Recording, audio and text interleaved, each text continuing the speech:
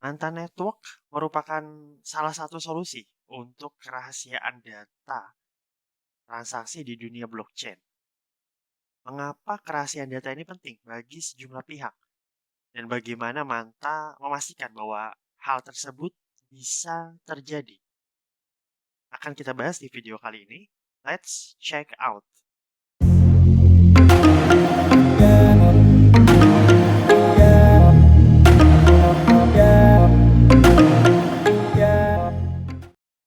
Sejak tahun 2020, decentralized finance, kawan-kawannya, ini telah menjadi tren baru yang terus berkembang di dunia keuangan. Transaksi keuangan yang dulunya itu masih sangat tersentralisasi ya, telah menjadi transaksi yang bisa dilakukan langsung dari satu pihak ke pihak yang lain. Istilahnya itu peer-to-peer, tanpa melalui perantara seperti bank. Nah, hal ini membuat seluruh keuntungan dari berbagai transaksi keuangan itu akan menjadi milik kita sendiri, tanpa harus dibagi dengan perantara, yaitu bank. Nah, saat ini, dunia DeFi yang lahir dari masifnya pengetahuan mengenai blockchain itu telah berkembang sangat pesat. Bukan hanya pemindahan dana dari satu transaksi, dari satu individu ya kepada individu lain, DeFi ini telah mengakomodir transaksi keuangan yang lebih kompleks, seperti pemberian pinjaman, loan, dan penyimpanan aset kripto melalui model flexible saving, staking, farming, dan juga vault. Nah, penggunaan DeFi juga meluas pada transaksi yang serupa dengan yang disediakan oleh bursa saham maupun pasar forex, yaitu pertukaran mata uang kripto melalui swap dan juga jual beli aset kripto. Nah, untuk dapat bertransaksi di dunia DeFi, kalian itu harus sudah memiliki dompet kripto, kawan-kawan ya. Nah, terdapat banyak opsi sebenarnya untuk dompet kripto ini yang bisa digunakan, seperti MetaMask, Polka Wallet, atau mungkin Trust Wallet ya. Dompet kripto ini yang dalam setiap transaksi akan menggunakan public key. Itu tidak menunjukkan data pribadi apapun dari pemiliknya. Nah, hal ini akan memastikan bahwa privasi si pemilik dari dompet ini terjaga ya kawan-kawan ya. Nah, meskipun data privasi pemilik dompet tidak akan pernah diketahui ya, melalui dompet kripto, tapi seluruh transaksi yang dijalankan menggunakan public key tadi itu bisa dilihat oleh publik. Arus transaksi seperti deposit, terus swap, pembelian NFT, mungkin hingga withdrawal, penarikan itu dapat dilihat oleh siapa aja. Nah, ini adalah hasil dari penggunaan blockchain yang memastikan bahwa setiap transaksi menjadi publik.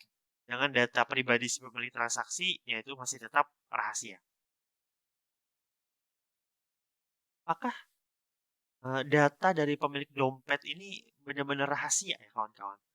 Bahwa tidak ada satu pihak pun yang memiliki data si pemilik dompet kripto selain dirinya sendiri. Itu sayangnya tidak juga ya. Dompet kripto memang berguna untuk melakukan transaksi dalam DeFi. Tetapi sayangnya itu tidak bisa digunakan untuk melakukan penarikan dana secara kas. Jadi kita nggak bisa nyairin dana kita tadi. Untuk dapat mencairkan mata uang kripto yang kawan-kawan miliki, kawan-kawan tuh harus memiliki aset, mengirimkan aset tersebut dari dompet kripto ke suatu centralized exchange. Nah, contoh centralized exchange yang paling mudah digunakan kita orang Indonesia itu toko kripto ya. Induknya itu Binance. Nah, setelah aset tadi masuk ke akun kita di toko kripto, baru kawan-kawan bisa menarik dana menjadi mata uang rupiah. Nah, exchange ini adalah pihak lain yang memiliki data pribadi kalian. Karena mereka menerapkan prosedur yang dikenal dengan sebutan KYC ya. Know your customer. Melalui KYC ini, kawan-kawan diharuskan memberi data pribadi kepada exchange untuk dapat melakukan penyetoran dan penarikan dana. Penyimpanan data pelanggan di Centralized Exchange ini tentu menjadi pintu untuk mengetahui informasi pribadi dari si pelanggan. Nah, jadi sudah bisa terlihat ya bahwa secara umum transaksi di dunia kripto itu bersifat publik, sedangkan data pribadi itu bersifat rahasia. Sayangnya, seperti yang disebutkan di awal, data pribadi pengguna itu masih bisa diungkap melalui centralized exchange. Dengan data transaksi yang publik ini, pembobolan maupun penyalahgunaan data di centralized exchange akan membuat kalian itu menjadi rentan. Lalu apa yang bisa kita lakukan? Nah, saat ini sudah terdapat sejumlah protokol yang dapat dijalankan untuk merahasiakan data transaksi dalam jaringan blockchain. Dua protokol yang paling terkenal yaitu adalah ring signature-nya Monero dan Zcash-nya Zcash. Nah, detail dari protokol rahasia ini dari sejumlah proyek itu bisa dilihat di gambar ini, kawan-kawan ya. Nah, Manta Network itu dikembangkan melalui adopsi protokol Zcash-NAK dengan sejumlah penyesuaian. Berbeda dengan Zcash yang melakukan transaksi rahasia hanya pada token Zcash, Manta Network itu akan memungkinkan para penggunanya untuk melakukan transaksi rahasia atas cryptocurrency yang sudah populer seperti Bitcoin, Ethereum, dan Polkadot ya, serta token lainnya di jaringan Polkadot dan juga Kusama.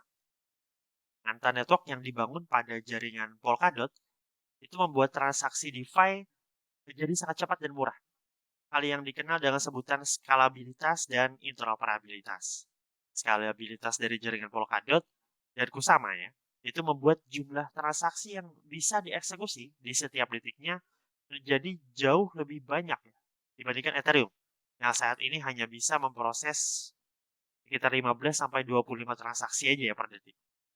Nah, adapun interoperabilitas membuat proyek ini bisa terkoneksi dengan proyek lain di jaringan Polkadot dan Kusama.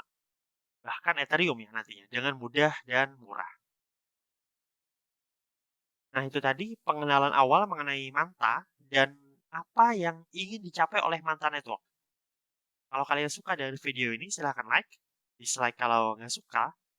Komen kalau ada hal yang ingin kalian bahas terkait Manta. Atau mungkin ZK Proof. Sampai jumpa lagi di video berikutnya.